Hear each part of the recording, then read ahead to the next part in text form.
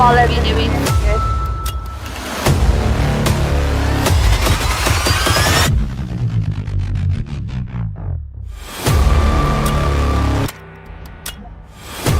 Okay, welcome back, ladies and gentlemen. We are back into this day 2, round 1, and this is Group A for the Indian Series Season 1. But right now, we have two teams that's gonna be facing each other so well into this match 1 for today, and it's gonna be against Team Miner and Team Bandit. And right now, let me introduce myself before we go into the drafting phase. And I am Jewo. I am with Jewo right now. I am Debbie, and Jewo take us into this drafting phase right here.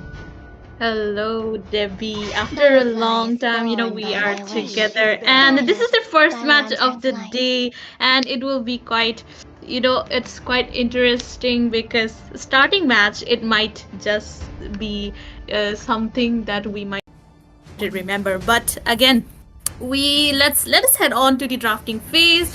We do see Hylos and a Zushin on the ban. Quite interesting. I mean, Hylos, the first ban slot going on to him. It's quite interesting, and that was from the side of Team Bandits. I feel like they would not want that Hylos coming in from their enemies, and that Irithel ban. I feel like they are kind of going for that Granger pick.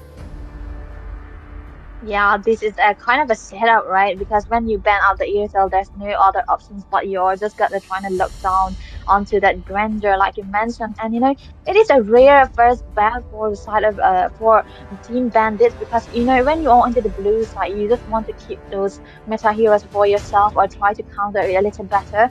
And Hylos has always been that first choice and into this first pick as well. So I feel like this is being taken away. They have a chance for Team Bandits, they want to go for something of an attack speed because Hylos is very good onto it. And this is a composition that the Hylos will provide for them as well, but the other one actually taken away. But for the side of Team Miners, I do really like the Badang ban here because he has been such a disruptive player, such a disruptive hero onto any kind of lane he is being sent to, either into the roaming or into the XP position also. He is such a tempo breaker, and you do not know where he's going to be coming in. So this is a ban worthwhile for the side of Team Miners.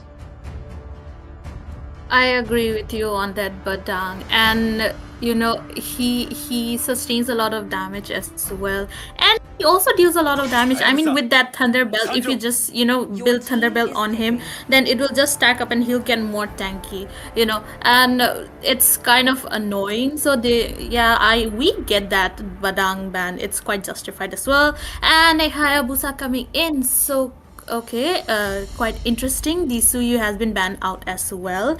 So I guess both the teams, they would just they're just going for the meta bans and maybe pick something in their comfort zone because a lot of heroes are open. The Sicilian in the mage is open and Joy is also open as well. And of course, since they ban out the Irithel, they can just first pick that Granger. But again, for the side of the Miners, they do have that Harriet on their side. So if they do pick that Harry, then it will be another trouble for Granger. But again, we do see the Sicilian getting picked out. Maybe a Sicilian Carmilla combo would also work great, but it's just the starting of the match and we are not quite seeing any dedicated team comp yet. Yeah, that's right. And I feel like the Carmilla would have been so early too, but Sicilian has been so much of a prior even in ranked games and tournaments also because of the damage that he have and the less mana consumption he's been changed into. So I really like the Sicilian, but picking out the Sicilian into this first phase might actually be leading towards a composition where you want to have that early gain for your jungle and the roam position as well. And Matilda is so good to be combo with those tanky frontliners, those tanky junglers as well. And this is the setup for the side of Miners to go for those jungler who's a little bit tankier than any kind of assassins as well. But onto the other side, Team Bandits, they are picking out a rare hero that we haven't seen in so long. Minotaur has been picked up by them again. And this is a kind of a do or die hero because he is a setter as well as he can just disrupt any kind of information that's the side of team miners will be putting out. But with the presence of Matilda, I am questioning the choice for this Minotaur right here. I agree with you. I mean, they could have gone for the Gacha instead of that Minotaur because he's still open and he's quite that flexible pick, so he can still go for that EXP even if they want to go for another tank or maybe a support. But again, it's kind of their choice, and I feel like as you said, the Minotaur, it's a little bit. I'm a bit skeptical as well. It might just be a comfort pick, but again, Lucas was open, so team miners they would be picking him out, and he is quite troublesome as well. He in the exp and even in the jungle, he's just quite tanky, and he also hurts. I mean, his skills really hurt when he hits you with that. So team bandits, they would probably have a little trouble going against that Lucas, but again, if they do have the early game advantage, and just go for the quick standard rotation and kind of not mess up anything, I think they could overcome the composition that team miners are going. And as the late game security, they have the Sicilian, so might as well kind of target him. And Gatotkacha, he'll be banned out. I mean, you would not want to deal with a Gatotkacha, and for the side of the miners, they already picked their room and the XP, so keeping that Gatotkacha open is kind of just serving your enemy the platter of food that you want. So great band coming in from the side. Magic is my life. Your Yeah, team is I really like banned. the Gatot ban because Gatot is so good against any kind of mages that you want to pick out, especially the Sicilian who's gonna be lacking a little bit of mobility as well. You know, and when he dive into the backline, he's gonna be in such a jeopardy most of the time. So very understandable. And the Lucas pick coming right through into this third pick for the side of Team Minor is actually quite calculative to say the least, because for our Team Bandits, they already picked out their Vexana, they already picked out their Sir, Mage, what's your and the command? Your possibility team for is Valentina to banning. pop up is highly unlikely. So at this point, Super he can just try to be as flexible as possible onto this Lucas as well, or maybe they can put it out into the red the jungle too, because like we mentioned, the tankier Time to take the frontliner and field. in Your competition with team is Matilda is picking. so much higher. But onto the other side, Team Bandits, they have no choice but to pan out those gold laners because they have secured one for themselves, and they I have to am be more Your than team a narrowing is down weapon. the picking. choices for the side of miners in order to give their Granger a really good time. And understandably so, they are banning out the Harris and the Bruno. The Bruno is quite understandable. I mean, the Harry is quite more of a prior ban than the Bruno, but I understand the Bruno too, because the Bruno has been popping quite a lot, even with the nerve that hit him, and most of the time it goes against the Granger too. But there's two choices for the side of miners to pick it up. It's the Claude and the Beatrix too. Yeah, they still have the Claude and Beatrice open. I mean, both of them, they are quite a great marksman as well. And against a Granger, they will do The kind sun of good rises as when I well. give the So word. it's kind of it's at the end of the day, it's just how they Valor would and want royalty in for a their dead draft to Your go. body. team is But picking. okay, a Leo Mort after a long time. I mean, he is not that really forgotten, but also he is he's kind of a hero which does not get picked often, and a Leomord will be really interesting. And paired with that Khalid, I mean, Khalid, he'll be aggressive, and paired with that Leomord, both of them, they are really aggressive. So I feel like Time it and will tide wait for no work out man. quite well. And North as you girl. called it, the Beatrice has been picked out for the side of Team Miner. So both the drafts of both the teams are completed. And just by looking at the draft, which team are you favoring right now? The side of Team Miners, they are having the possibility to take the early game as well as the late game because there's a Beatrix and the Sicilian too, and they have a frontliner with the Lucas and in competition with the Matilda too, and the Julian is gonna be coming online in level 3. They might have the possibility to take this game, but they have one a bit of a lacking into this crowd control. They do not have the crowd control there. They are going to be requiring, and that crowd control is purely secured by the side of bandits. So we cannot say who's going to be having the upper hand at this point because it also almost going to be dependent on how the mechanics work, how their execution works, and how their rotation synergy wise is going to be popping out for both of these teams.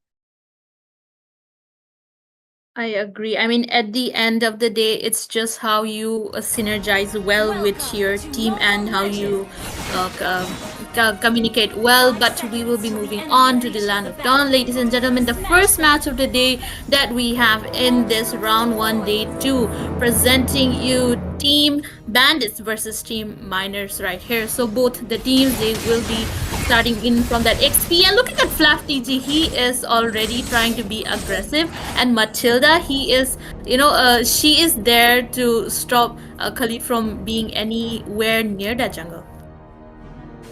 Yeah, there was also a great call because they really knew that the Khalid is gonna be manipulating around the map with the mobility that he have, and the possibility for him to win the lane too. But there's a chance, that they know that he's gonna be invading too. So what a great call coming out for the side of Team Miners, and to say the least, they are having a good rotation so far. And playing around Julian into this early stages of this game might actually be doing wonders for them as well because the Julian coming online very early on and the guiding wind with the help of those kind of composition, it might actually, give them this early game composition that they're looking for. But look at the Matilda right here. He's just diving in too deep with the flicker being burned down.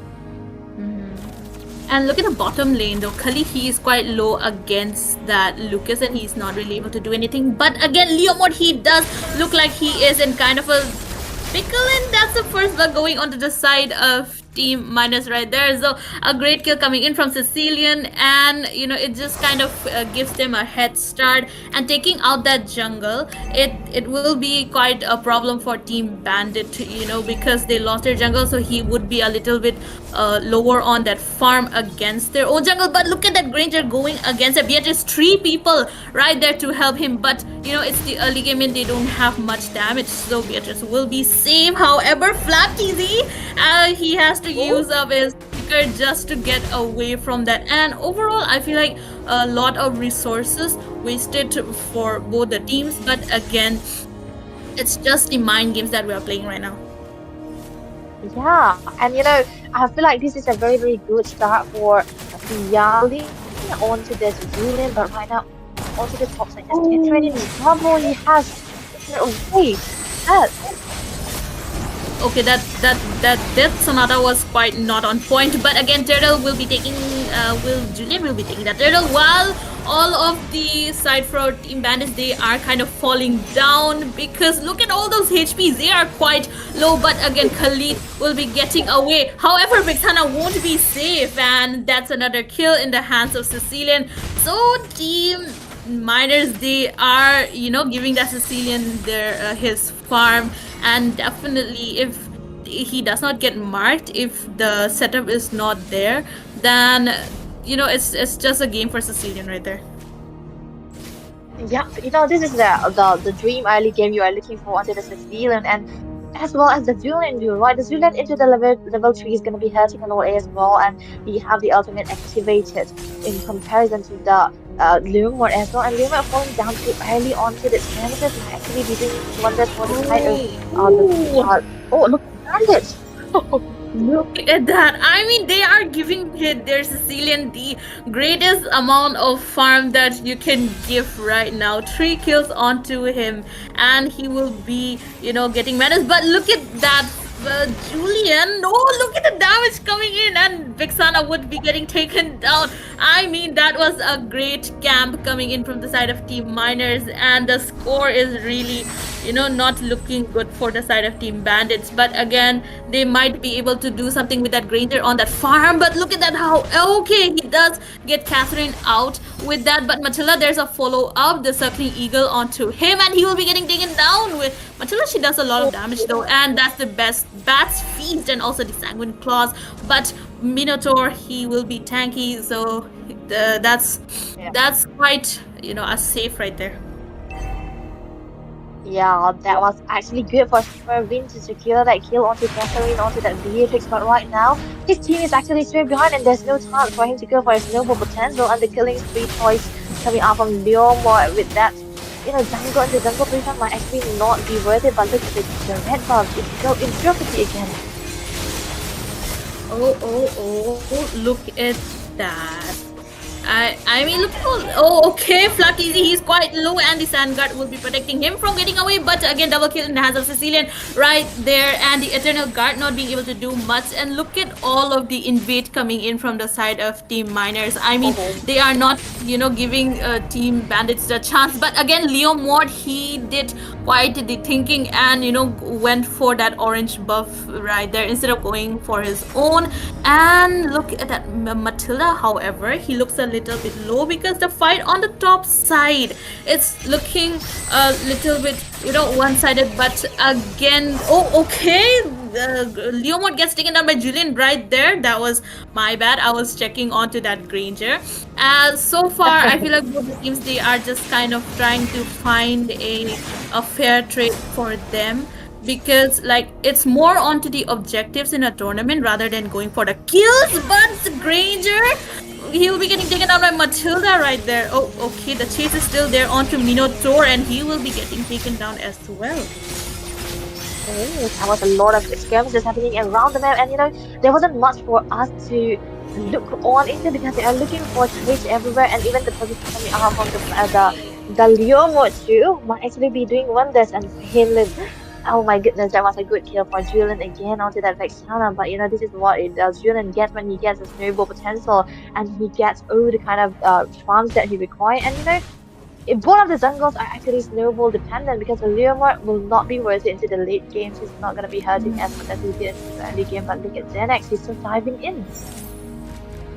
Exactly. I mean, Leo Mod, I feel like instead of the Leo Mod, they could have gone for the Joy because the Joy was still open and she is, quite, she's an assassin, so she has a lot more potential than a fighter on the jungle.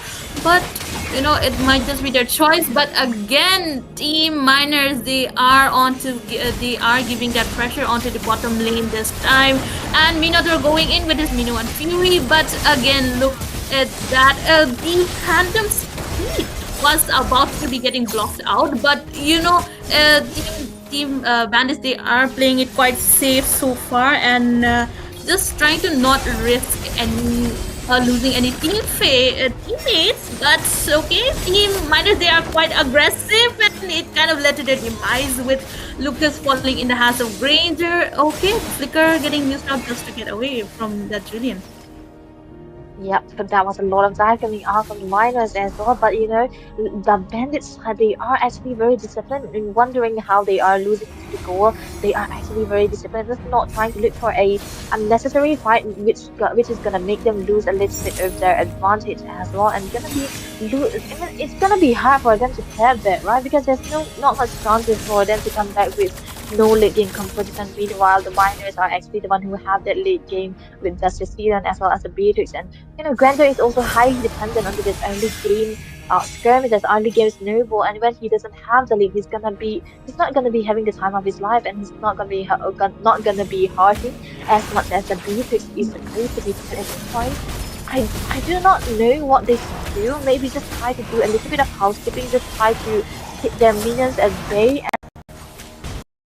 goals as much as possible and not go for little chances because it's not gonna be worth it for them because at that point the Miners are very very ahead and whatever chance they might look for, they are gonna be coming out on top with every team fight. Oh, and look at that. Vixana getting falling in the hands of Beatrice. I mean, Beatrice, she is getting a lot of farm, and look at that Khalid. He is quite low, and a kill for Beatrice right there. A great teamwork coming in from the side of Team Miners, and Inhibitor turrets are the only ones standing for the side of Team Bandits, and they are kind of held back onto their own base and not letting them go out as well because the minions keep pouring in and they have no way to get out of there.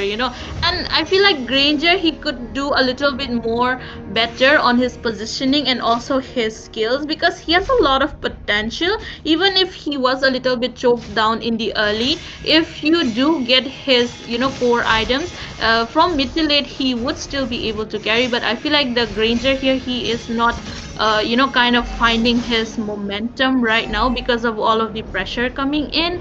So it's something that they should work on. However, the Lord, I feel like it will be an uncontested because Julian is already standing and Beatrice is there onto his help while Super Yui takes out Leo Mort. I mean, the zoning is going on perfectly, and with Leo Mort down, it's a free Lord for them. Yeah, but that's definitely gonna be a free goal for the side of miners, and it's gonna be worth it for them. And they might have the potentiality to end this game because the minions will be gradually farming into the site as well, and it's gonna be leading towards them having access to their base. And when the Lord comes marching down, they might actually be they might actually try to take down as many turrets as possible. But for the side of Team Bandits, they do not have the best clearing. The Vexana is very dependable on the clearing, but it's gonna be so hard for her as well because their marksman, the Quender, is not a good lane clearer as well. So looking at the lot marching down, miners are looking for some kind of a play. Oh, okay, they're definitely going in, and Mega Kill for Beatrice right there. But again, Superwind, he is kind of taking that revenge onto him. However, Minotaur will be the one falling down yet again. Three people remaining, and look at the HP of Leo Mode. He has to get back down, but Julian will be taking Granger onto him. And it was it looked a little bit kind of one-sided match for both the teams. But again, the base is in danger, and the minions are still pouring in. Team Bandits, they are trying their best to defend it, but it's a complete wipe out right there. Khalid spawning in at the last second, but not being able to get their base away from the side of Team Miners.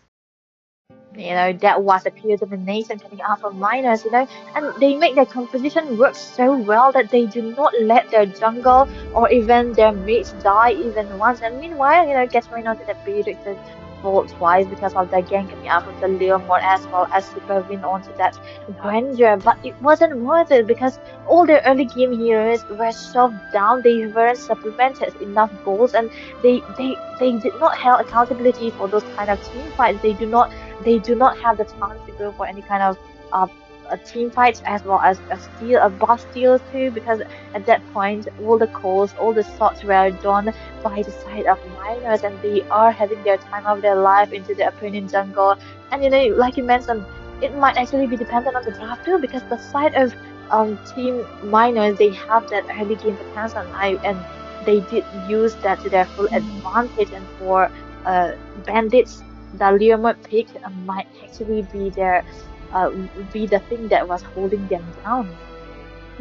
Yeah, and and also the Minotaur. I feel like it was kind of deal breaker for the side of Team Bandits, but again, the Julian pick, it was quite on point. He has a lot of early game potential, and his damage really hurts. So it really played in the favor, and they had Matilda for that mobility, and she was able to use it to her full potential as well. And giving that Sicilian the early farm, it was something you were not supposed to do. I mean, I feel like early game they kept taking on fights, kind of meaningless fights, and it kind of led to the demise of Team Bandits. But overall, both the teams, they tried their best, and it was quite what is it, quite an opening for a match. This is a domination that where we find one, we look for one, we seek for one, and we find the domination to this next one as well. But there's a lot more thrilling matches coming up soon. But for now, both me and Jiwo will be signing out though. Before the second match begins with Newcastle and new wonderful teams playing amongst each other, we're gonna take a short break and we'll be coming back later.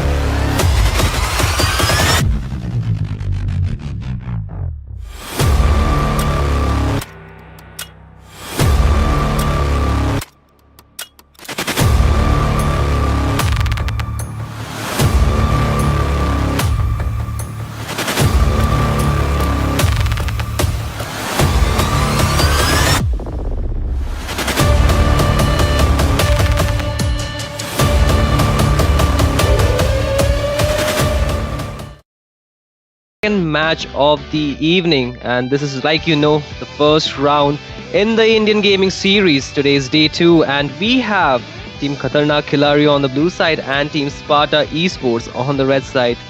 Joining me on the caster decks would be none other than Smiling, and I'm Shinryu. Smiling, say hi if you can hear me. Hello, guys. It's been a long time since I've been on the whole casting deck, but yep, we are back, and I think we're ready to start the draft as soon as it starts. But yeah, the names are quite cool this time. Khatarnak Khiladi. So, do you think they're going to be able to stand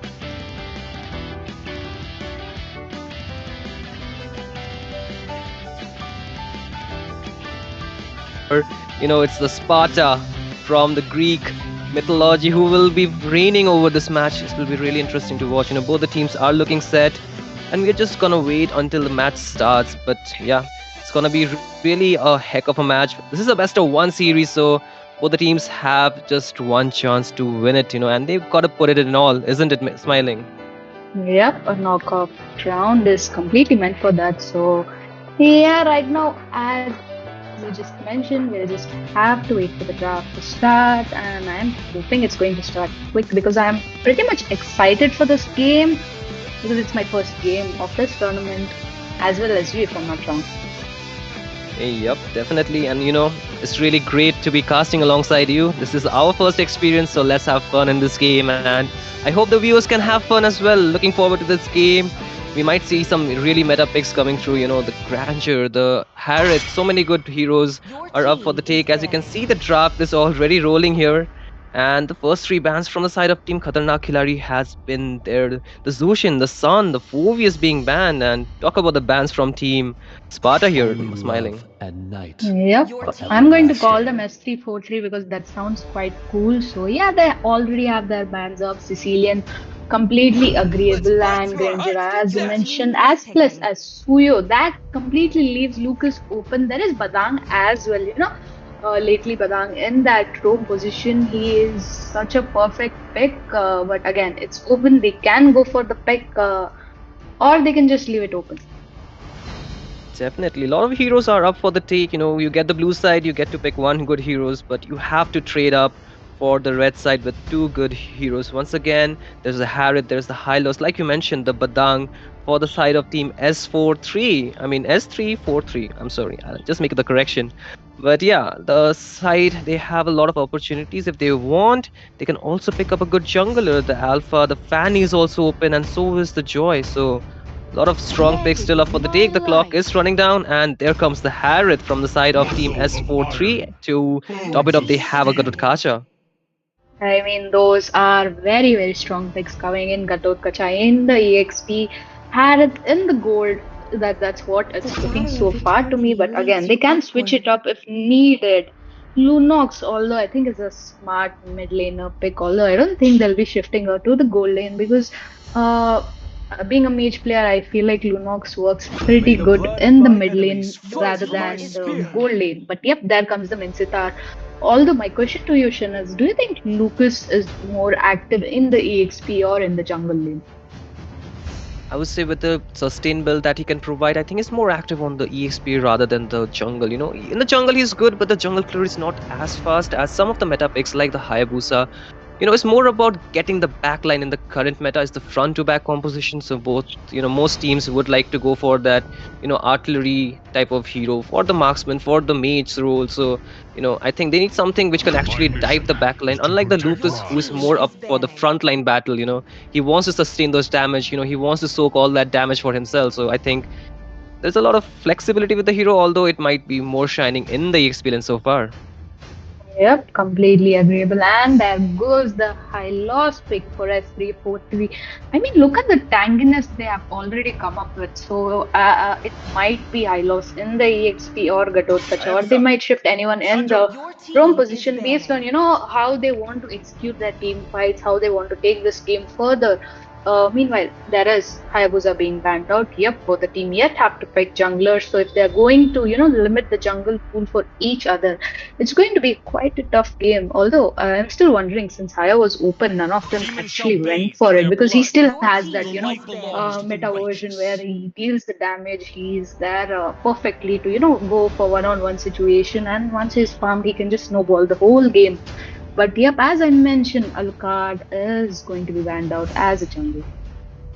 I mean, with the Hayabusa not being picked, it's kind of, speaks for itself in the sense that they have a Mincetar. They might not want to contest against a Mincetar with a Hayabusa. They already have a Harith, which struggles against a Mincetar's ultimate. The King's Call in won't let you have your call in the game. So, again, I think they might want to pick something which can actually do well, even with the Mincetar being active. But the question is, where does the Mincetar go? Is it a Roman Mincetar?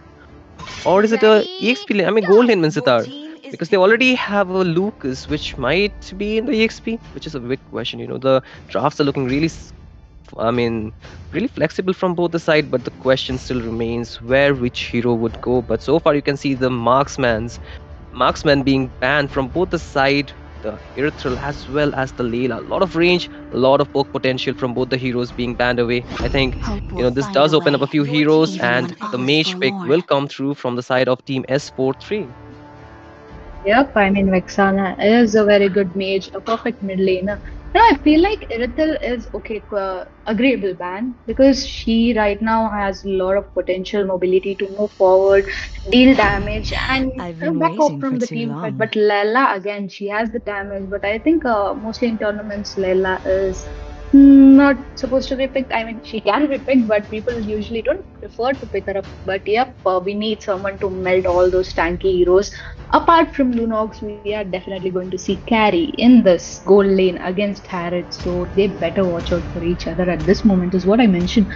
But yep, they need a jungler right now, and a jungler, Roger jungler after a very, very long time, and this is going to be exciting, Shin.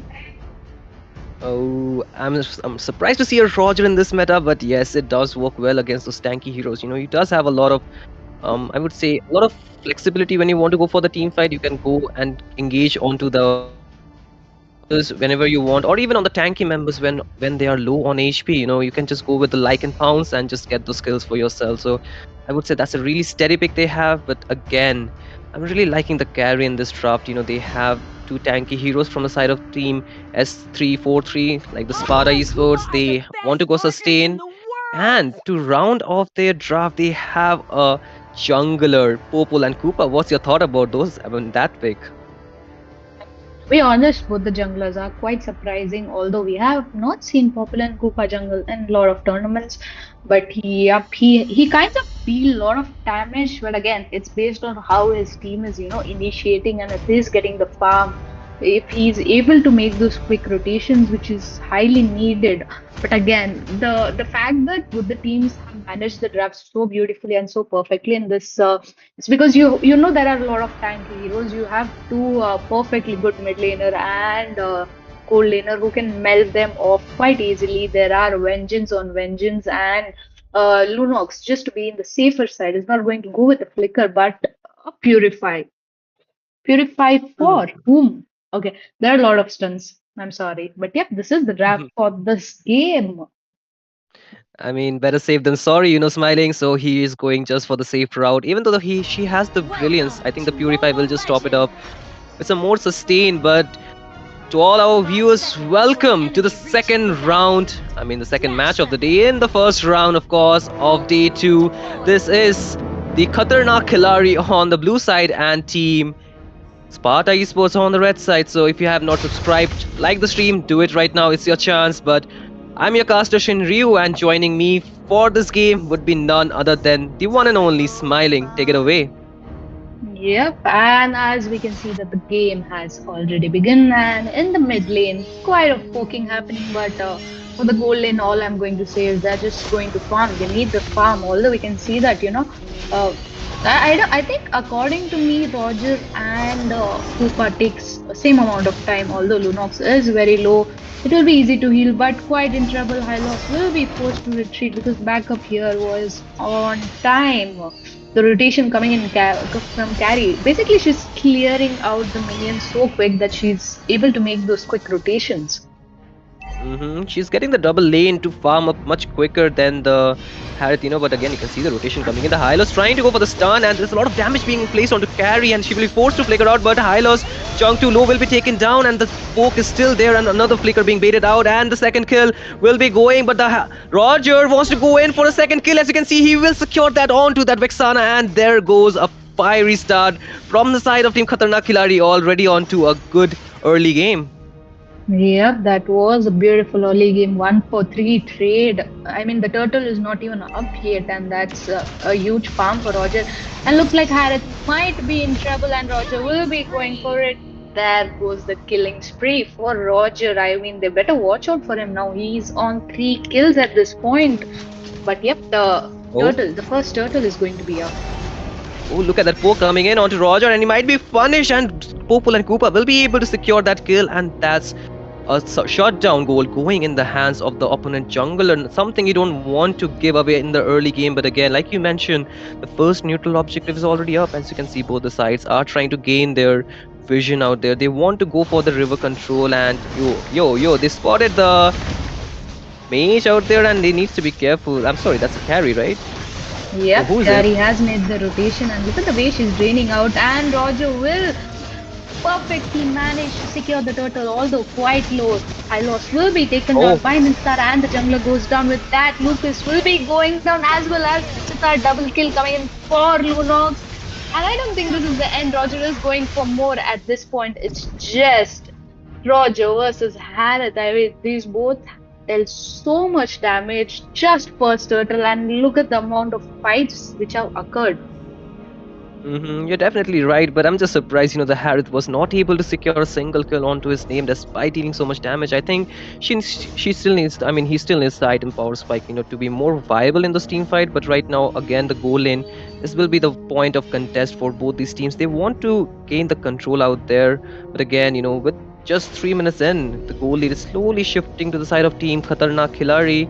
They need to be careful to get some map control and map vision, but right now, the Minsitar just being poked a lot, might get taken down, does not have the damage, the items yet, will be forced to flicker and still surviving on a sliver of HP. Roger being spotted down. As you can see, the glorious pathway will be put down as the AOG is also connecting on to the mage. Lunox will be taken down, and 2 members really chunk low. Oh my goodness, there comes the saving grace from the players of Team Khatarnak Khiladi, but it's not to any avail because it seems like the side of Team Sparta Esports will be able to get the shutdown. But again, Roger will be able to secure a kill onto his name.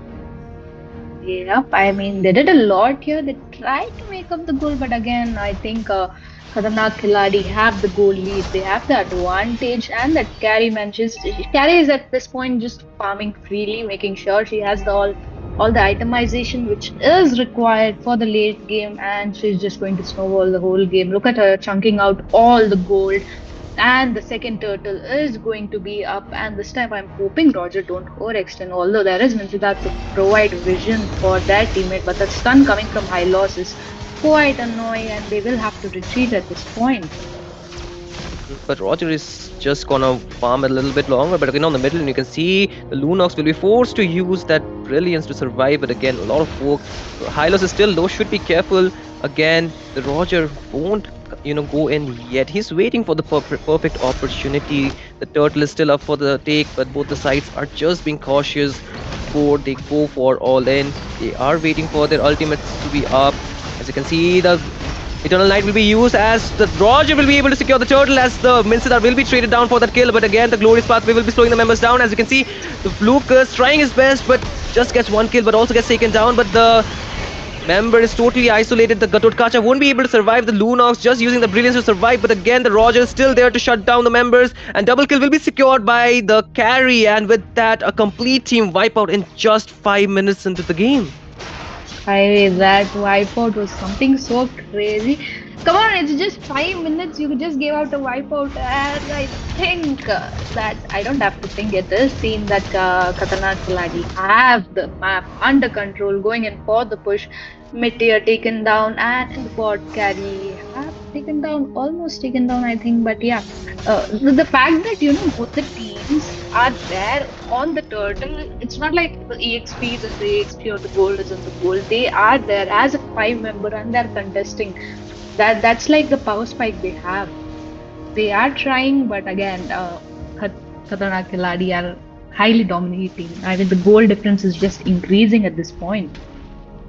Definitely, and also you can see they have the objective lead on the map. They have already taken down 2 turrets, whereas the side of Team Sparta Esports, they're still struggling to control the map. As you can see, the hook will connect onto the Katakacha, but needs to be careful. But again, the Hylos trying to zone the member out. The Eternal Guard will be used, but not to any avail because it won't be hitting onto anybody. But yes, again, a good positioning from the Roger, trying to go for a flank play, but he will be spotted.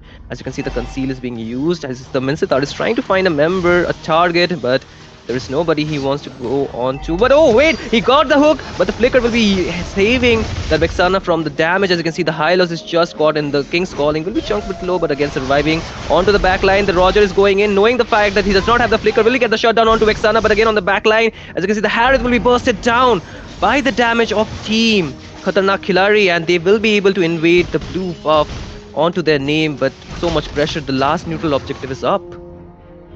Yep, that's like a lot of pressure coming in. But honestly, I have to appreciate this Minsitar because the perfection of his ultimate is so good. Like he was on 1 HP, he knew he was going to die. He just popped out his ultimate and boom, he's dead. But again, that gives the team high advantage.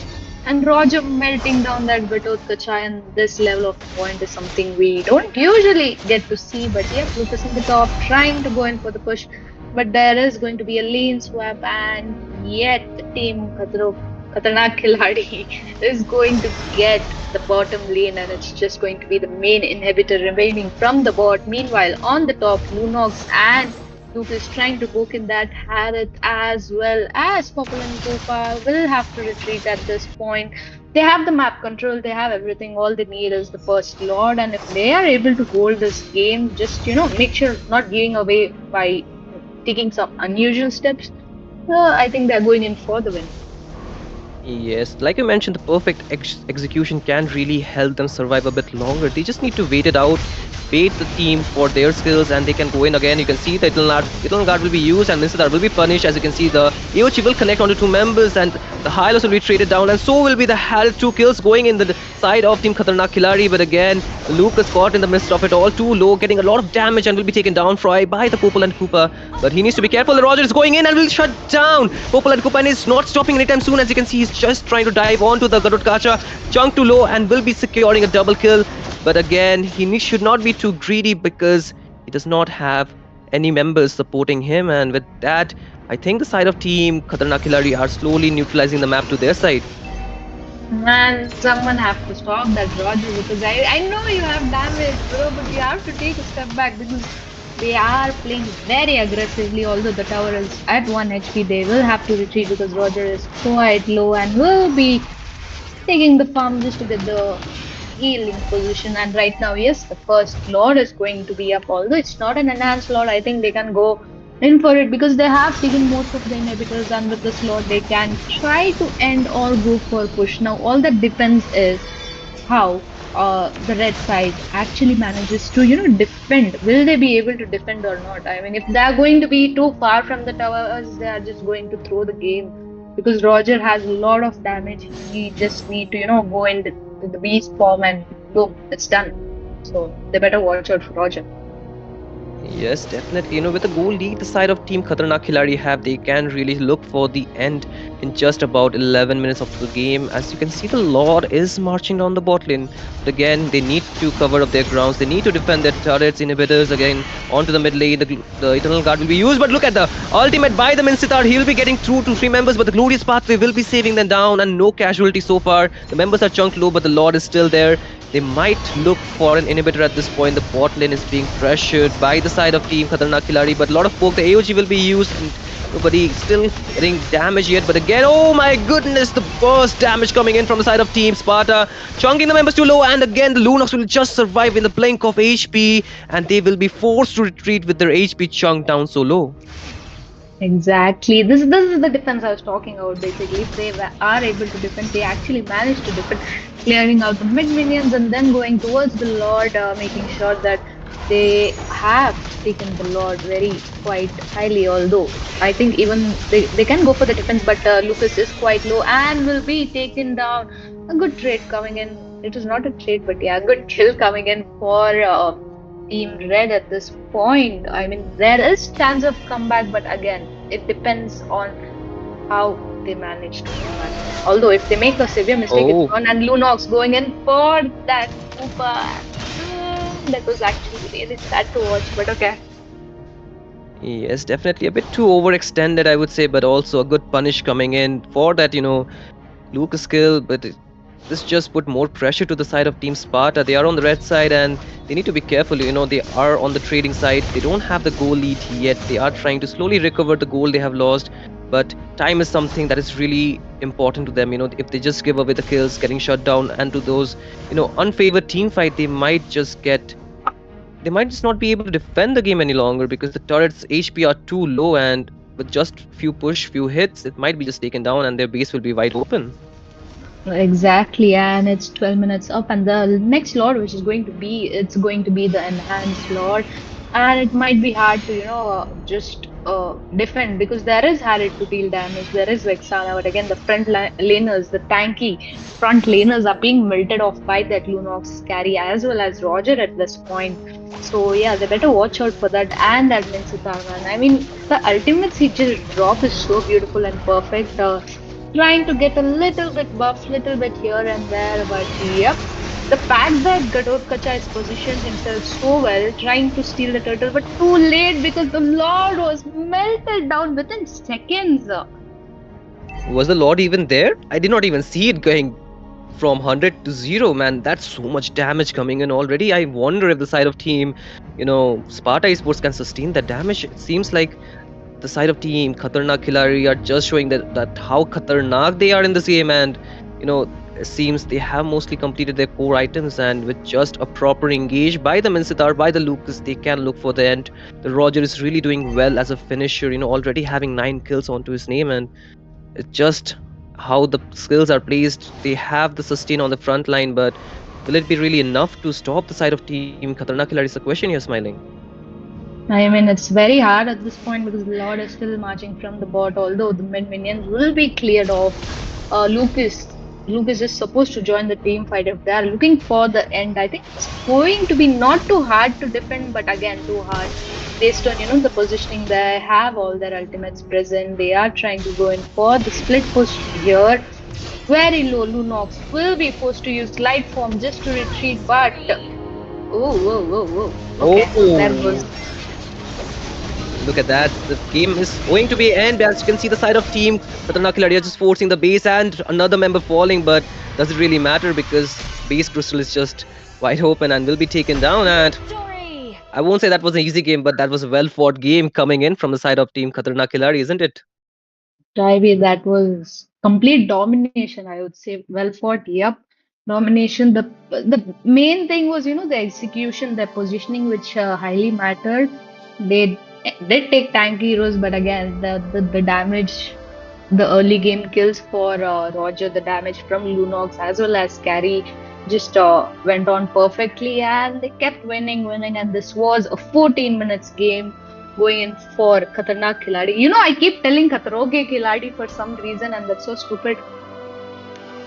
No, no, no, no. I think they might be playing with those Khatra here. They want to play with the Khatra out here in every game. As you can see, they're not afraid and they're just valiantly going in for those, skills. I mean, they were able to dismantle the front line from the side of team Sparta Esports. So it just speaks for itself. We might get to see them again in the near future to cast the games. But yeah, that was an awesome game coming in the second match. But don't go anywhere. Bye, because there are more games coming on your way, and it'll be just there in a few short minutes. So should we go for a short break here, Smiling? Yep, we can indeed go for a break. Okay, see you guys in a bit, and this is us signing off for the night. Bye.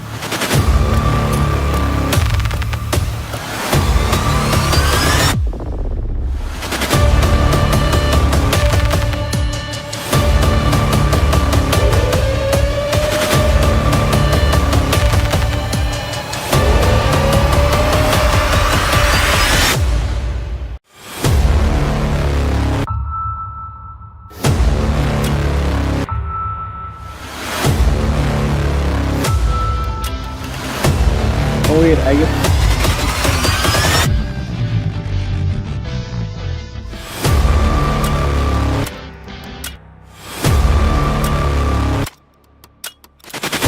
Yep.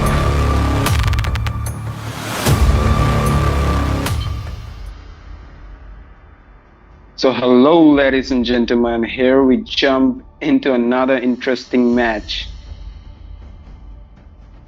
between.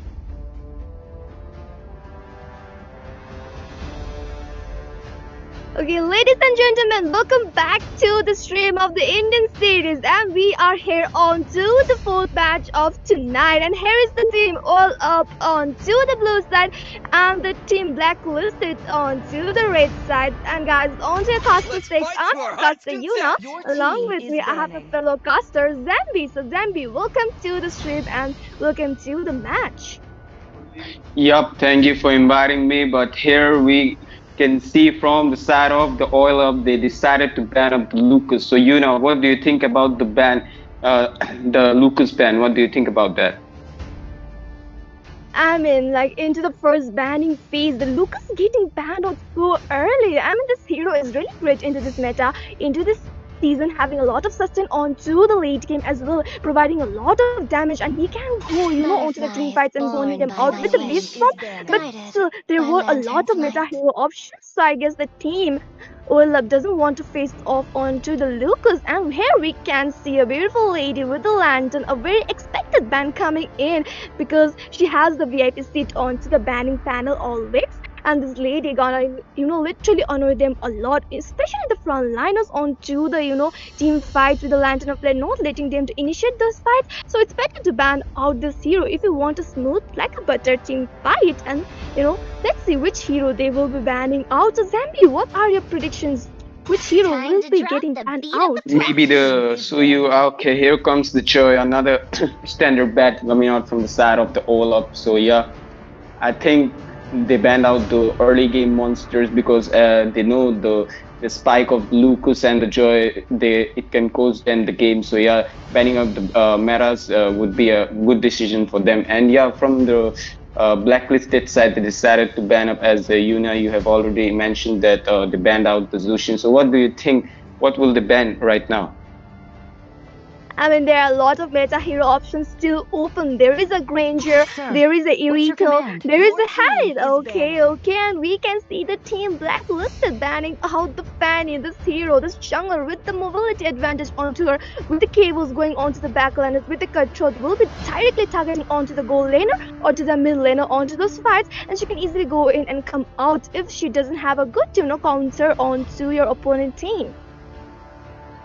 Yes, it is, and let's see. The first banning phase will be over now, as the oil up got the third ban on their side. Let's see what will they decide to ban as the Harriet, as the Grangers, Your everything is team talking. is Okay, so they banning. decided to ban up the Gatto, as that is it is a really monster. Like it's really hard to melt him in the roaming position. Gatto can easily uh give the vision out, zone out the enemies, and just burst out them. So yeah, it's a good ban coming out from the side of the oil up.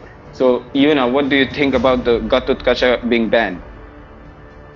I mean, this hero into this season, he is really great onto the EXE lane as well onto the roam with the AOG, disturbing a lot onto the team fights as well sustaining and giving the magic damage onto the late game. And when it's a late game, he is kind of, hard to take him down, this hero. Yes, it is, and we can see the last ban coming out from the side of the blacklisted. Let's see Always on what the will they way. decide to ban. Okay, Your team here is comes the banning. Matilda ban. Both the team decided to ban up the standard meta heroes. So yeah, both the teams got to know Your each team other's is ban. banning. Okay, here comes the Badang. Another interesting pick coming out from the side of the oil up, as they decided to pick up the Badang. And Badang is 2 meta right now. And it is really hard to counter him as the Badang can even roam. He can play as the XP lane. It's like really hard. The crowd control coming out from the side of the Badang. It's too hard to like break it down. So what do you think, Yuna? into this season, he'll got the buff onto him as well. He's swing a lot in the EXP as well. The Zambi described us about the roaming thing, and with the face crack, with the face wind, with the face break, and with the flicker combo, he will be zoning out the back liners onto the team fights as well, providing a sustain, providing a damage, and he's really great hero. And the team all up got this hero onto their hands, and we can see the team blacklisted choosing out the villain onto this match. This is the late game assurance hero with the bat dealing a lot of damage as well. He has the range advantage as the Ascension Cross will be interrupting into this fight, into this escape route as well. There is a bat impact onto him. So stacking up, he will be getting a lot of damage onto the bat impact, and there is a Gushin pick coming in as well. The Granger. So Zambi, what do you think about the Gushin pick coming out? You know what? I was really surprised about, like, after staying up the mission pick, it was really tough for me to like decide, just assume that the jungle will be the Gushin will be playing as the jungle. So it will be really hard for him if he can't get the spike in the early game, because on the oil up side we can see, on the blue side we can see they just picked out the Hayabusa and the Granger. So the Hayabusa must be giving him a hard time for him if he doesn't play well. So what do you think, Yuna? The Hayabusa with the Ogi Shadow kill will be marking onto the back liners, and he has the Spot Shadow onto him for the mobility as well. The Phantom Shuriken, slowing them down and giving a lot of damage. And the Hayabusa against the Gushin will be very interesting to see as well. There is a Granger onto the team oil up. This hero with the Death Snarl, with the Rhapsody, will be dealing a lot of damage if he gets the goal lead and get the advantage from the early phase. And here we can see that the Hylos is into the play from the team blacklist. This hero doing a lot of sustain as well. It is a really sturdy tank with a glorious path, giving up the mobility onto the team fights as well, the escaping route. So this is gonna be a really interesting match, and we can see the Irithel getting banned out because they have the Granger onto their team, and the Irithel is kind of a counter for the Granger because the Irithel has a lot of mobility as well, damage spike onto the late game, and she will be directly countering the Granger. And there is a CC ban. This hero season into the EXP, she got the buff, she got the CD onto her Yo-Yo Blitz, dealing a lot of damage. And this hero gonna annoy the tanky heroes. She gonna melt it down with the curtain pulse. Still there, the CC providing a lot of CD. Yes, it is, and here we can see that as Yuna has just mentioned, that CC getting banned from the side of the blacklisted, as they don't want the Hylos to be get melted down by that CC. And I think the Hylos will be going as an XP lane, and here we can see the real world manipulation, the Eve getting banned from the side of the blacklisted. Okay, a standard ban coming out from both sides, and I think so. What do you think what would be the last ban from the side of the oil up? Okay, here comes the Beatrix. A good ban coming out from the side of the oil up, as they decided to ban out the counter heroes, the Irithel and the Beatrix. So yeah, a standard ban coming out from the side of the oil up. So what do you think?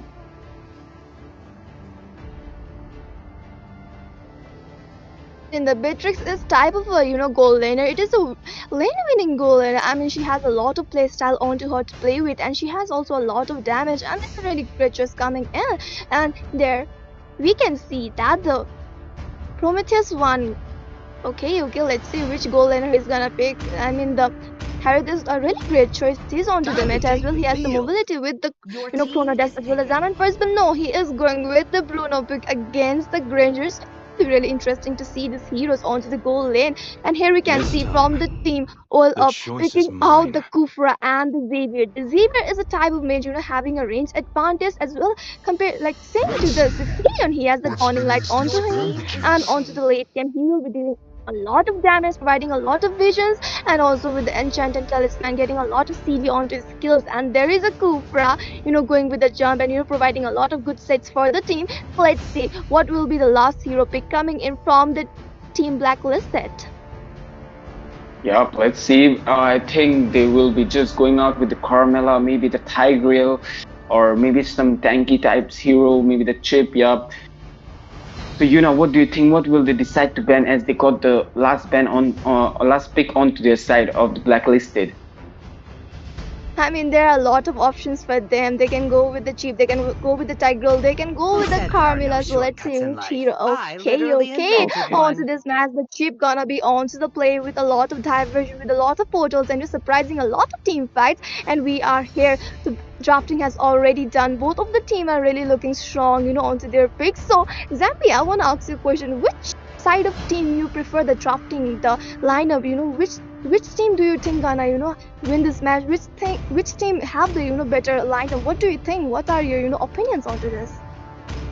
I would say both teams they decide their picks are really great. Both the teams have the potential to win this match. But as per me, from the side of the Oilers, they just picked out some really meta heroes. They got the three meta picks onto their side. They got the Padang, they got the Hayabusa, they got the Granger. So yeah, they had the early Welcome to penetration and Mobile the Legends! crowd control from their side. But nevertheless, we can 5 see seconds that till the the enemy side of the reaches the blacklisted, battle. we can see that Smash they them! just picked out the Chip and the Hylos onto their Forward! side, and they got the Sicilian for the late game. So yeah, it will be a really trouble for the oil up if they don't mark out that Sicilian. So what do you think, Yuna?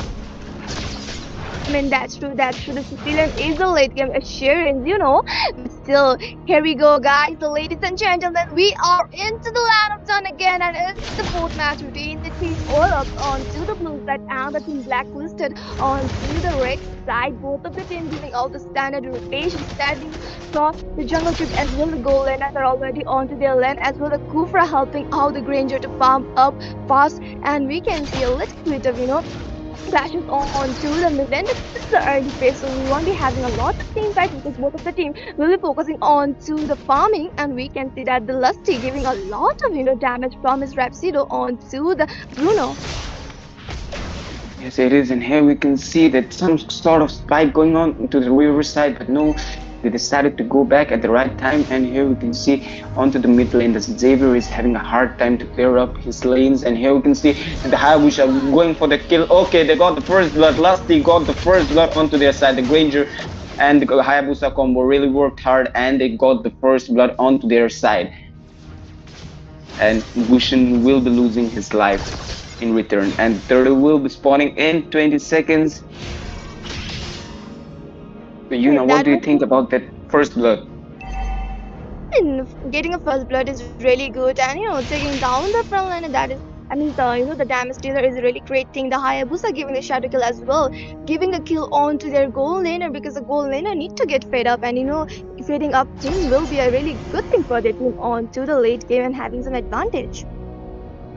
Yes, it is, and here we can see that both the teams are not having much goal difference onto their side. The oil up team are just having the one around 800 goals onto their side, and the oil up has already started to take up the turtle, and here we can see that the Kufra is zoning out. That here comes the glorious pathway. The Hayabusa decided to go back. Here comes the turtle. Okay, the Gushin takes out the turtle with his retribution, a great retribution coming out from the side of the blacklisted Hyper Gushin. And here we can see that the Dawning Light has been used, and the Kufra will be taken out, but in return, the Xavier took out that Hylos from nowhere. So, yeah, a trade for a trade comes out from both the team, as the blacklisted got the turtle, they got the one kill, but they need to lose their XP laner in return. So, Yuna, what do you think about this trade?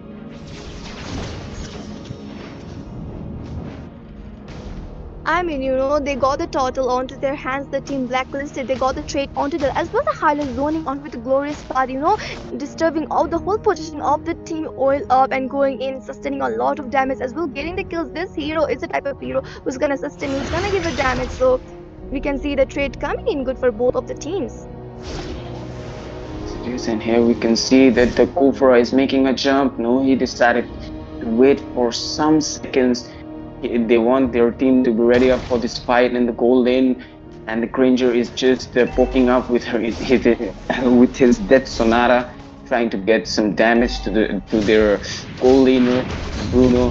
And here we can see Invade going on to the red side above, and the lethal will be taken out by the blacklisted side. And here we can see that the Gushin is farming up really fast. He's his his level is higher than the Hayabusa. So what do you think? I mean, the Cushion is also a really great jungler as well, the Hayabusa, and we can see a little bit of tension, building up onto the whole lane, and we can see another fight coming in from both of the teams. Yes, here we can see the Senjin clause has been used. The Kai getting killed onto that Kufra. A great kill coming out from the side of the Sicilian, and here we can see that the bottom might be in trouble. Decided to go back at the right time. A great amount of crowd control coming out from the side of the blacklisted as they just got their 5 members onto their side. Here we can see an invade. The Hylos might be in trouble. Decided to go back. That downing light has been already used by that Xavier. A great amount of crowd control coming out from the side of the blacklisted. Here comes the jump, but doesn't connect to anyone. Decided to go back. Both of the team, trying to get some trade onto their hands and trying to lead some goal lead. But right now, both of the teams doesn't have their equipment built upon onto them, and they won't be getting that amount of damage spike. But here we go, and we can see that the second neutral objective is onto the reverse side. Both of the teams are ready, but in the meanwhile, in the off camera, the Lusty getting shut out onto the goal lane inside his own turret. The Bruno getting a damage spike. Oh my god, that is a really great thing for the team blacklisted as well. The turtle is up there, and the Hayabusa stepping up the second turtle. The Hylas going in, trying to distract, trying to with all the Hayabusa. And there's another fight coming in. A lot of things are going on. The Guru passing onto the play as well. The Badan getting the kill, but the Uzuro getting the double kill as the Kai is taking down the Badang. Yes, here we can see that the portal really working hard for the side of the blacklist there as they just ganking out. They're just zoning out the members of the oil up, and the oil up members are having a really hard time as they're lacking with synergy. So yeah, here we can see on to the bottom side, the Hayabusa trying to save himself as much as possible, but might be taken down. Yes, he is. The 3 members of the side of the blacklisted took down that Hayabusa, and the bottom lane turret will be falling down from the side of the oil up. And here we can see onto the top lane some sort of spike is happening up, and here we can see the glorious pathway has been already used. The Kufra just trying to get some kills onto his side, but no, the Sicilian comes with the standards clause and just took out the Granger. Whoa, what a great amount of backing up coming out from the side of the blacklisted. So what do you think about that? I mean, looking on to the both of the team, the team blacklisted initiating those fights very wisely, and engaging is also really good for the team as well, the coordinate, and they are getting all of the trades for their hands as well, securing the objectives, getting advantage, getting the goal lead right now, and they are, right now taking all the turrets of the team oil up, taking down the goal and all of the turrets as well onto the bottom lane. Another fight coming in, the glorious part is onto the play, the pitch crack has been used by the Baghdad, the dawning light giving out the vision, and the Hayabusa is really low onto the HP. Kairi can retrace so low onto the HP, and we can see that the Losty also really onto the HP, so he will be falling back. So they're in the team right, nobody got any kills onto the each other. Yes, here we can see that the first lane of the mid tower has been already fall, and the third turtle will be arriving in 23 seconds. And here we can see that the goal difference reached around 6k. The all up members are just lacking behind 6k goal lead. So what do you think about that? I mean, looking on to this thing, this is a really goal gap coming in between these teams, and we can see that the total will be up there onto the reverse side. So let's see if the team oil will be able to get this objective onto their hands. If they get this one, they will be getting some goal coverage. But meanwhile, the Lord has evolved. Sorry, the turtle has evolved onto the Lord as well. The Kufra jumping in, and we can see a fight sneaking in as well. The Lost is shutting down the Bruno. They have targeted onto the goal laner. Oh my god, another fight coming in. The Batteries is onto the scene. The Goran's path has been activated, and the Gushan taking down the Kufra, and the guy securing the kill onto the Lusty, and that's the double kill for the Gushan onto the Badang. Oh my god, the Bruno got shut down by the team Oiler, and they took the whole revenge. They got the trade for their team again, and getting the again 6k gold onto their team. Yes, it is, and here we can see that the blacklisted members are just leading with the kills onto the board. They got the everything onto their side. They're leading with 6k gold lead onto their side, and the side and the backup coming out from the side of the blacklisted is too good as the chip just engaging with the fight, and the backing up coming out from the side of the blacklisted members is too good. And here we can see that the glorious pathway has been already used by that, but the Gushin trying to go back. The chip extended a little too much, but decided to go back at the right time. The Lord will be marching from the top lane to the bottom lane. I mean, the cheap and the Hylids providing a good vision for the team, and just initiating those fights onto the point and as well sustaining a lot. That's really great coordination coming in. But risks are coming from the Badang. There's surprise coming in, but the Kaiga that is really row onto the edge as the backspace is there, and the Bruno second kill onto that Hayabusa as well. The Kai getting the double kill. Oh my god, a lot of damage coming in from the Kai, and we can see the Lord is marching from the top lane as well. They have taken down the tier turrets of the bottom of the top lane as well. The mid lane tier turret has already fallen, and we can see only the inhabitants are standing right now, and also the Lord is upwards there, and the glorious path is onto the play. Yes, and here we can see that the portal has been used out by the chip, and yes, the Xavier will be falling down, but no, the Hayabusa just take down that Hylos with the shadow kill, and here we can see that the Hylos will be taken out from the play. But here we can see onto the side of the blacklisted all of members, they're trying to defend up the base as much as possible. They try to get the chip onto their side, but they're trying to defend as much as possible. But I think the match will be not over yet, as they successfully defended the base from their side. The thing was the front liners got shut down, and but still they won this little bit of trade because they took down the three of the inhabitants of the team Oil Up, and this became the opening for them. And the Lord will be respawning onto the riverside, and if they got the Lord, they will have the advantage. And another fight coming onto the riverside. The glorious path is onto the play, and we can see that the Hylos is low onto the edge, but the bat is straight coming from the Kai and getting the kill as well. The Gushin taking down the Draven. That's the double kill for the Kai. That's the triple kill for the Kai onto the Badang. Oh my god, what amount of damage provided by the Sicilian, taking down the three members of the team Olaf, and there is the only Hayabusa Kaiti can retreat, and there are the minions coming in. I don't know he will be able to defend out or not, because the five members are still there from the team Blacklisted, and we can see the Hayabusa using shadow kill, but I don't know he will be able to survive or not. And the Uzur is taking down the Hayabusa, and they are targeting onto the crystal, and the match ends it, and the winners are the team Blacklisted. Whoa, what a great play coming out from the side of the blacklisted, as they got the Gushin Hyper onto their side. We got to know that the Gushin Hyper also works if he has a good team, but the side of the Sicilian from the blacklisted side, here we can see that the Sicilian was dealing a high amount of damage. He was dealing up 31% damage onto their side. The side of the team participation was too good from his side. So yeah, a great amount of crowd control, great amount of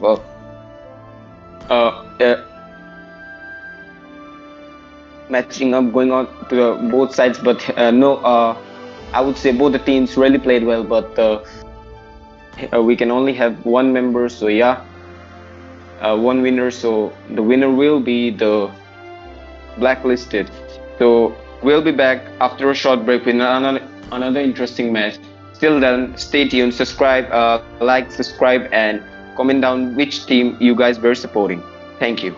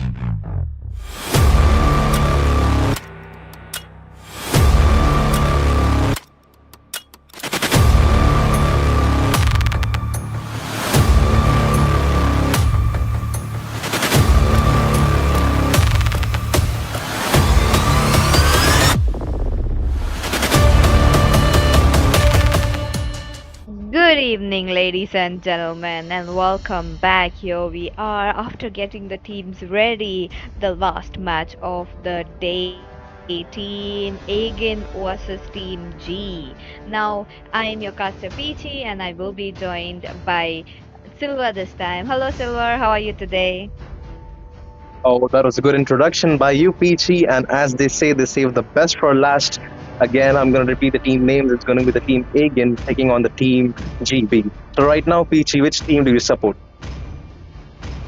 Okay, Let's it fight kind to of our heart's depends on the content. draft, what they are bringing us tonight, given the fact that these are, the underdogs of our Indian gaming series. Look at that. Looks like the blue side kind of going towards an Experience the EXP, euphony of but suffering. the other side as well, they have been banning out quite a few of meta heroes now. Again, there you know that the meta heroes are actually quite prevalent in the matches as of now. The battlefield, they will be dealing damage, they will be dominating the game, and it's just best better to put them into the you know top the ban section.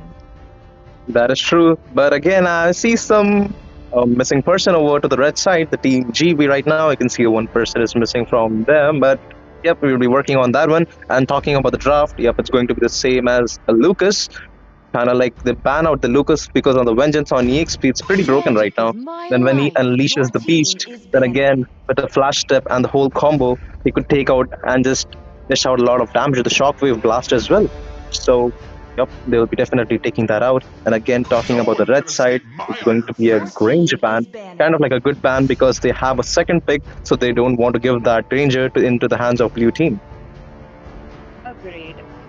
Agreed. Definitely, putting out the goal laners already, since you know that this is the first match and the round ones are supposed to be the best of one. So you know that if you want you and your team to stay, then you need to make sure that you get that victory. But here at Indian Gaming Series, every team gets two chances before they get eliminated. So these both the teams, who will be onto the losing end will be having another chance before they are knocked out properly out of this tournament. But let's just wait and watch what will be the result. But as of now, one last ban coming in from the blue side. Okay, I feel like this might be a little bit onto Only the love and jungler. light are Yep. everlasting. Oh, yeah, that is true. Well, again, none other than it's going to be a Sicilian right now. I'm still wondering what the first pick is going to be from the blue side. Probably there's a lot of heroes open like the Assassins, like the Studio, Fanny, and Hayabusa. So pretty much if they want to go for it, now is their chance to get it. And again, the last ban from the red team, the team GB, is going to be none other than the Zuxian. Definitely, they don't want to hand it over. Again, it's like the first pick to the side of blue team. They could possibly go for a Hayabusa if they actually want to. Like, but still, on the mage pick, the Sicilian, I thought the Sicilian would be open, but no, it's actually banned out. Muscle of Oh iron, yeah, bones of looks steel. like we are looking at a Gatotkacha getting spayed. Now, you know that he is quite versatile onto the EXP or maybe onto the tank. Only time will tell about that. But as of now, two step ahead goes ahead with a Angela as their first priority. Interestingly enough, look at that. Teams are definitely putting out something new for us. Yep, that is true. Like, you can sync a lot of heroes with the Angela. Especially an Alpha would go really well with the Angela if they want to just melt down the front line with the true damage Where comes up will from the Alpha injustice in again. the world? But no, it's going to be a Cho coming in from 0-2. Quite an early pick for a EXP laner, don't you think so, Peachy? Oh, definitely, definitely. Look at that. Cow coming onto the play, maybe onto the roam or maybe onto the EXP. I am curious to know, but I feel like this will be pushed onto the EXP. But as of now, looks like team who are onto the red side, Team G, they do have enough manpower to get their healing, to get enough shield as well with the hard guard. But to counter that, okay, that's trying to get with a high loss. Will it be an high loss? Because if they go in with an high loss, this is actually a cherry on top pick. Works out very well along with the Katotkacha. Katotkacha trying to jump into the back Nature lines. is We to have the high protect loss coming in lives. with the back laners with the glorious pathway. This could work out very well for them.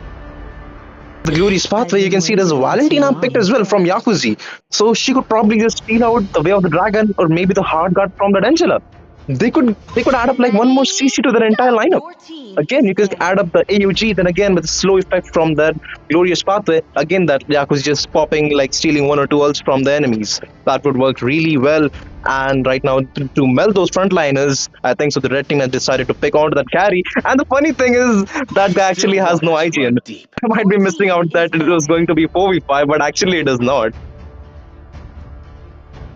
Okay, okay, that is there as of now, but carry the Valentina. I don't see any mates to counter that Valentina team. Oh, G are actually playing it a little bit of slow, but a lot of. Oh, wait a minute, they banned up a day. This might be an indicator that they might be going ahead with an Atlas or even a Tigreal. Don't you think so, Silver? Yeah, definitely. And also, I do think so. If they didn't even like keep the Diggy open, if they go for a Tigreal, there might be a high chance that even Yakuza would steal that Tigreal's or Implosion or maybe Fatal Links from that Atlas. So right now they need to be very, very careful of what they have to ban right now because the Valentine has already picked down. And talking about the last ban from the side of Team Blue, they probably have to take out at least a jungler or like a mage because that's what the red team needs as of now. Okay, okay. One last ban coming in. This should be kind of a mage focused and oh, they missed the ban. Okay, okay. This is interesting. I did not expect that the last ban would be banned, but oh, Bruce Wayne, mage player. Okay, Parsa might be working here, but I feel like oh, Vexana. Okay, interesting. I wasn't expecting a Vexana coming onto the play because Farsa could have done a better job here. But again, there is a threat coming in from Valentina as well. True, true, true. Farsa would work really well because you know what? When the Feather Eye Strike is open, she would have a bigger range because the AOG wouldn't be able to just glide that far away. Even if it decides to pop out the AOG, she'd be probably using a flicker out or maybe like using the bird skill to back off from that position right there. But I guess Vexana is the right one to think for themselves. As of now, the team will need a jungler and maybe like a gold laner for themselves for the late game because the early game is probably dedicated onto that high loss and that high booster. Okay, okay. The Hayabusa are definitely a very good pick here. Looks like team onto the blue side, that is team again, they are aware of the meta picks. They want to make sure that they are the ones dominating the battlefield, the land of dawn. But again, there is enough amount of counters, there is enough amount of sustain into the hands of team G as well. Look at them, one last pick coming up and they need a jungler as of now. What will it be? A jungler, against a Hayabusa. What are your predictions, Silver? I'm guessing an assassin pick right now, like a Suyo or something, but wait a minute. The Dagunda has been picked onto that Fanny. So right now, the team again has to be very careful of their backlines because you know what, when the Fanny uses the cables, she definitely be targeting that Moscow and that Valentina. So I'm pretty sure that Hylos has been taken so that he could actually provide some safety onto the backlines. Like also he has to revitalize along the glorious pathway that could be beneficial for them in the late game because they need to get a very good position in front of red team because the Fanny, she could just come using the steel cables and secure the kill and just back off. So both the drafts have been completed right now. And Peachy, what are your thoughts on this one? Okay, okay. Fanny coming onto the play now. Definitely the side of team red, they are kind of looking very fit as of now. They have the Chow onto the roam. They do no, onto the EXP. They do have Angela for the backup. They do have Fanny as well. Round one Fanny. I wasn't expecting it, but there we go. We are looking at a Fanny coming onto the play, but here we are into the land of dawn. This is the last match of the day before we will be saying goodbye. But as of now, let's just see what will be the result of this. Both the junglers a little bit of opposite rotation, while one of the teams will be having enough amount of support for them to just take the buffs very quickly. Now the Fanny, you know that the Fanny must be making a quick rotation and there's this thing about an assassin. When you don't make a faster rotation, when you don't take your buffs very quickly, that is when the problem comes in. That is when you will be starting to lose gold. You will be starting to lose your members as well. But a little bit into the middle lane, okay, the action has been already started, Silver. That's true. That's true. Like Fanny, she's been waiting for to get level 4, so she could just hit a power spike with the steel cables and the cut short right now onto the high boost. He wants to get that litho if he could grab a kill over to the mid side, but no, that's not actually going to happen. You can see the Gato. The Cho has the vision of the Gato onto the Fanny. If she wants to go for the kill, I'm pretty sure she could actually bait out the revitalize or maybe the vengeance on her, but no, she just wants to get that EXP grab as of now. And maybe both of the teams, I mean, the players just trying to get out all the good vision as of now and the good positioning, keeping the positioning very safe. So the both the junglers, like the Assassins, don't hit their first atom power spike. Oh, that's true. That's true. As of now, no first blood. Maybe we will be looking at that very, very soon. While we'll be around the turtle. Again, Team G are actually having a quite enough presence into the river area as of now, which is quite important. But on to the other hand, they need to be make a fast rotation into the bot lane, and if they don't, they will be losing that. Or the Fanny doesn't have any plans to take down the turtle. But as of now, they are just slow farming. Yep, that's right. The Cho and the two step ahead, they both are trying to get the vision over to the turtle side. The midway has been given to the Angela so that she unlocks her hard guard onto the Vexana. She goes onto the bot side, so even she could get level 4. But look at the positioning from Xenox and the Death. If anyone just comes there for a rotation, they could actually grab the kill over to them. But 0-2 is still there. He has the way of the dragon. If he wants to kick someone, now's the moment for him. So, but you can see the Dagunda has been still taking his blue buff as of now. So if they want to go for the turtle, maybe she would go off after that blue buff. But wait a second, it's probably going to be some spikes happening onto the way of the dragon, onto that big Valentina just kicking inside the turret. AOG used onto the hard guard. That Dagunda still there also grab the kill over to them. It's going to be the cutthroat as the first blood taken to them. Right now you can see that Cho is still way of the dragon delivered to the Xenox. It's going to be the double kill. And look at the steel cables perfectly backing off right there. And an outplay from 0-2. But again, oh my god, look at the engage coming in from Vexana and that Angela. Even the Spear of Destruction wasn't enough to grab the kill onto them. Okay, Team G, they have been popping off quite a lot, but into the middle lane as well, Hayabusa has been spotted. He nearly escaped the death himself, being named as death. But right now, Dagunda, he wants to get that turtle with the retribution he has as of now. The Gato just wanted to give some vision. Maybe he might be in some trouble right there. They're not still in the bush, just trying to hide. But the way of the dragon used up onto that. But look at how low HP that Gato actually is on. The Glorious Partner used up again to just give them good outplay right here. But he uses the AOG defensively, just back off right there. Carries the kill over to that Moscow, which Fanny wants to grab the kill over to the Ogi Shadow kill used up. But they're still inside the turret right now. Eternal Guard used up as well. That Hylos kills the bare minimum of HP. You can see the Yakuza just stole that Way of the Dragon by IMU. Okay, Turtle going in. Looks like Team Agen has already having first kill as well. Now, they have been doing very good in terms of, getting the Way of Dragon, especially the Valentina, even though they don't have a true into their hands. But a lot of gold has been going into the hands of top G. Okay, there's a chase coming in for the Chow, but top lane. But he's very low at the moment. One basic attack and he might be just delivering his own death right there. That he wants to recall for a good time as of now. But no, it's going to be the basic attack delivered to him and he goes down with the Way of the Dragon used up or Dagunda from the Valentina. But still wants to just grab that blue buff from him, but sadly couldn't do it. You could see that Xenox along with the Yakuza are still there, just trying to get a good position right there. Along, if we talk about the death, he wants to actually grab the kill over to the mid side. You can see like the three people rotating onto the mid side. The death along with the Glorious Path used up. They have a very good position right there. Ogi Shadow kill along with the Shurikens used up. They might be in some trouble because see the Angela went out of the Groove Swing. It's going to be the Dagunda with the mega kill. Look at the cables, how clean they are.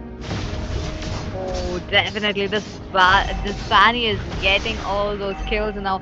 Getting all those kills, that means that you are getting enough gold to dominate it. And now Hayabusa is definitely lacking. Hayabusa is getting kills, but there is not enough support coming in. That is actually a problem coming in. But wait a minute, I do see the Vexana looking all alone. This might be a prey for him, but he decides to not go, decides to not put his resources as of now, given the fact that the turtle is up and he might be needing that time. But there is enough amount of CC to stop Hayabusa taking down the turtle again. That's true, just trying to go for the vision over there, but 0-2 seems to be in some trouble. Hard guard used up along the Hayabusa, grabs the kill over the Ogi Shadow kill again. AOG on 3 people right there along with the Highness is still there. Xenos trying to give some dish out some damage right there. Fanny also in some trouble. It's going to be absolutely 4 for nothing trade, and they also get that turtle for free. This is where Team G are also struggling as of now. Look at them, 4 members down, and that too around the turtle. That too, But Carry making a fast rotation into the mid lane. This was much needed given the fact that they just lost a turtle, but the mid lane a quite important resource into their hand now. Okay. Oh, wait a second. The hard guard, probably not. It's going to be the Rose Gold Meteor's passive, just saving the life of that carry along with the top lane. There were like 3 people right there, but they know when to escape, when not to escape. 2 step ahead, still there, just giving out some good position right there. Along, if you talk about the Gato, he's facing some basic attack like problems from that show because he reduces the defense. Again, you could see that cables coming in from the Fanny. Just wanted to grab the kill over to the Yakuzi, but he had a good second skill on the position, so maybe he was able to escape from that. You could see the Alex might be like probably on low HP right now, but 0-2 also spotted down that Yakuzi has stolen that ultimate from the Cho. If they want to grab the kill over to the turret, then now's the time for them. Again, the 2 step ahead along the Bruce Wayne are still there, but they have to back up as of now. But on the top side, the hard guard, again the Ogi Shark along with the Court Shadow just want to grab the kill over to that carry along the Glorious pathway is there. The Fanny wants to come and grab the kill over to them, but no! It's going to be that Bruce Wayne going down along with the carry. Right now, the Moscow seems to be in some trouble, and he definitely goes down with the cursed blast from 2 step ahead. Team again have been dominating.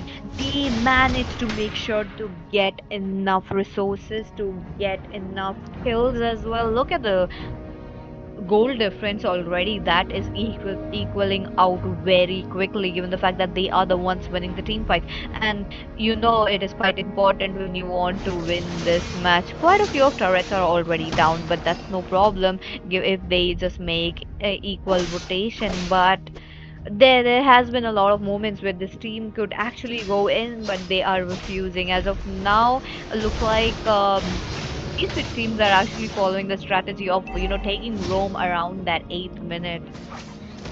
True. But if they buy the roam, they will definitely make sure they capitalize on every single team fight, because if you buy the roam, you won't get any gold after clear the minions. But on the bot side, that Gado seems to be in some trouble. It's going to be 3v1 situation as of now. But again, the Lord is still there. 0-2 wanted to give some vision right there for his team. Again, the Fanny onto the top side, making sure she is near the Lord for the retribution plays. Again, the Yakuzi has that ult of the Way of the Dragon from the Cho.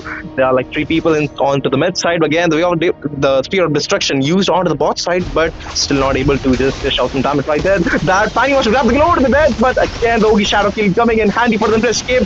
So the 0-2 seems to be in some trouble right now. We have the Dragon not possibly connecting on no one, but if they want to go for the Lord, now it's the time for them because they've baited out the flicker onto the 0-2. Okay, the Lord is coming in, but Fanny.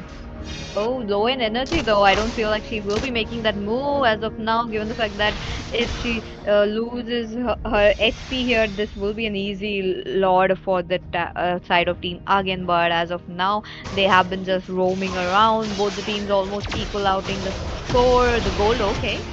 But again, look at the Glorious Papa just giving them good puff as of now. Right now, you can see the carry just dishing out the damage of the speedy light wheels. Again, the AOG onto the 3 people, but again, it was way too inside of deep inside the base turret, but still not couldn't get it. Yagosi and Xenos want to escape from there. The hard guard just speeding up the movement speed onto that carry, and look how deadly and devastating that damage is from the basic attacks from that carry. The Lord still in contest as of now, but Fanny does have enough energy, does have enough support too, but an easy lot given the fact that the team again have lost two of their members already. But let's just wait and watch what will be the here, because team again do have enough manpower to take down those minions which are coming in. They do have enough support as well to take down the Lord. You know that this is the level 1 Lord, and when the level 1 Lord hits, it is just better to go in for the defense rather than taking a fight. Look at them into the mid lane Oh, as well. oh my god, that's positioning with the Ogi Shadow Cannon. The Quad Shadow is impeccable. Like, he knows who's to target and who not to. You can see the Bruce Wayne, he's definitely feeling that rattle again. The Way of the Dragon might be just connecting onto the death, but sadly couldn't do it. He had not enough backup right now. You can see the Gargunda is still there. He wants to grab the kill onto the mid side, but no. He just waits and patiently clears all those minions with the Quad Shadow used up. The Zero Two wants to engage with the Way of the Dragon, but sadly couldn't do so. He's pretty caught inside those two turrets. Will be able to escape from the Shumpu used up, but again, the glorious pathway is there along with that two-step ahead, just helping his teammate out for a good escape. The pressure is on. The pressure is high for the side of Team Again. They have a lot incoming. They have the minions coming. Though there is not a sync in the minions, but still, I feel like if there was a sync in the minions, they might have gotten few of the inhibitors as well. The last tier 2 turret standing on it could have been easy, but as of now it will be going into the hands of Moscow. While Moscow, he has been in the worst position that you will ever see as of now. 151, he needs to kind of play it safe, and he needs to make sure that he is getting his build up. That is much more important rather than going into the team fights which we have just seen into the last. But it is definitely a slow game for sure, Silver. True, true, very true. Like, he needs those Trinity items as of now to just melt down the front line, like the Cho, again, like the Angela, not actually Angela, because she's going to use the hard guard probably on the Cho or maybe the carry, because carry is just giving a lot of damage right now. You can see, oh, okay, but Zero Two wanted to engage with the Way of Dragon, but sadly there wasn't any follow up. So I'm pretty sure like he denied like giving a Way of the Dragon right there, but he could actually use a flicker and like just use the Way of the Dragon behind them, but he wants to engage with the Way of the Dragon right now. The Way of the Dragon onto the Hayabusa, but again he's extremely low. It's going to the two-step ahead, securing the killing spree over to the Hayabusa. So as of now, there's no jungler. It's probably like a 4v5 situation. If they wants to engage with the mid turret, they could actually go for it right now. Oh, that's true. But Fanny with the steel cables, look at that. A little bit of, skill being displayed as of now. But on to the other hand, the minion pressure has been all-time high at this right moment. Yep, that's right. And again, it's going to be the next Luminous Lord spawning in the next 5 seconds. So if they want to go for the Lord, now's the time for them. You can see the speedy light wheel is just going to melt that Lord within seconds. And the Hayabusa has just spawned as of now. If they want to go for the Lord, I'm pretty sure they would engage with the AOG and the Glorious Pathway from the Xenox. But it's pretty hard moment for them as of now, because the goal difference is pretty high. It's probably like a 7k goal lead coming in from this Team Red, like the Team G. You can see the Fanny, she's doing some split push as of now, so she could get the vision onto the minions just gonna pop up onto the bot side. Oh, definitely. Now, none of the inhibitors have been gone. That is actually crucial as of now. If Team G kind of went in for a inhibitor and then go in for the Lord, it could have been a little bit beneficial into their hand, but it is not as of now. But it's okay. Okay, Sphere of Destruction did connect there, but not quite. It looks like South did predict it, and he got it on time.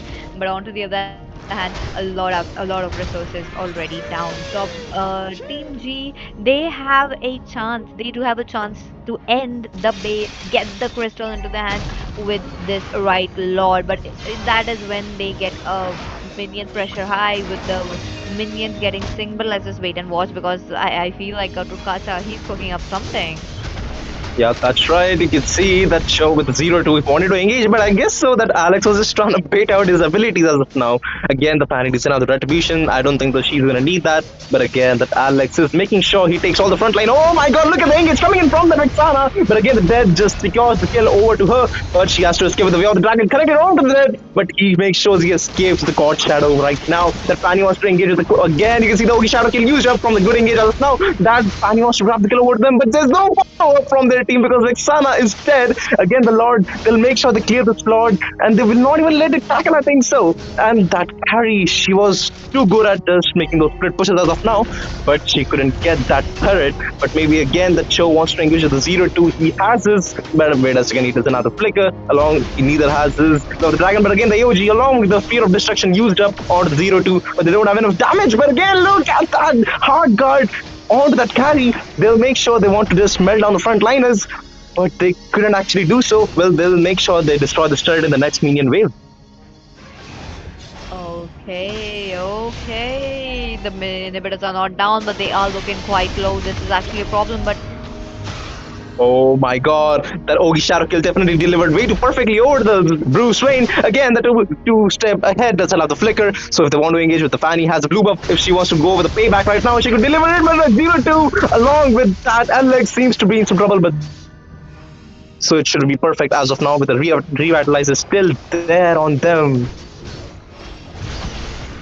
this is not the end. This is not the end. Looks like Team Agin, they have been pushing it into the middle lane, trying to make sure that they get enough turrets, they get enough resources into their hands as of now. And they are definitely readying it up for the Lord, which will be spawning. Third Lord now. 40 seconds left onto the timer. Annie has been quite active around the map as well, but I feel like it is the side of Team Agin who is going to shine a lot right now. They have the late game, and as we are slowly going into the late game phase, the Moscow is going to hurt. You know that the Hayabusa will be getting scarier as time passes by. That's true. That's very true. And they'll be able to turn the tides if they go for a good AOG and the Glorious Pathway. And Death has just to secure the kill over to the two step ahead, or either the Bruce Wayne. If the hard guard or maybe the Eternal Guard has been taken from them, if Hayabusa secures the kill over either of them, probably going to be like a good chance that they could go for a comeback as of now. But look at the position of the Death. He's very close to the 0-2 and the Dargonda. But if they probably just spot it out, wait a second, they definitely do. With the 0-2, he wants to engage, but again, you can see the Jeet Kune Do along the Shumpu coming in handy, and the way of the Dragon used up to just toss that Death apart from him because he was like, don't come close to me. The teams are still going in. Look at that. 17 minutes already into the game, and still the Lord is being into contest. Oh my god, look at the HP of the AOG used up perfectly onto them. Double kill with the carry. Might wanna just go for the triple kill as well. That just securing the kill over to the Cho. It's going to the triple kill, but shutdown given to the carry. The Dargona wants to grab the kill over to them. Alex is the only one who's left alive. But they'll make sure to destroy the base with that one kill. They're still chasing there. Oh my god, it's going to be a catastrophic wipeout delivered to the Team Blue. And it's time for that two step ahead and the Bruce Wayne to just end the game right there. Highly possible, highly possible. Look at look at the Ratchet trying to get a little bit of speed. Like Sana, okay, the Lord has been deployed as well, and the base is open. You know what it is? Looks like Team G have won it all. Look at that. They will be proceeding into the round number 2, but as of the side of Team Agin, they still have another chance. But what a match coming in, Silver. You know what? The most eye-taking scene was that Fanny using those steel cables, but she was unable to escape in that nearby the inhibitor turrets. I think you witnessed that as well, Peachy. Yep, yep. They are just like playing around all over as much as possible. Looks like two step ahead. Oh, it's definitely two step ahead with this match.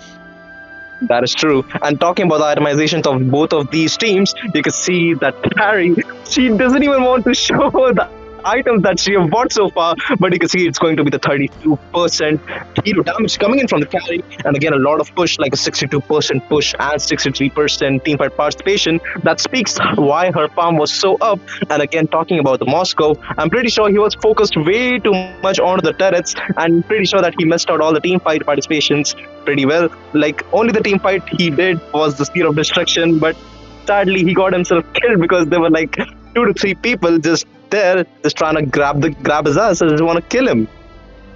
Oh, that's true. That's true. They have been just like moving around, trying to give. But I feel like the Moscow was in some quite a few of bad possession, and that kind of costed him and the team as well, trying to compensate the Moscow, but they weren't able to. But that was it for this match. Look at that.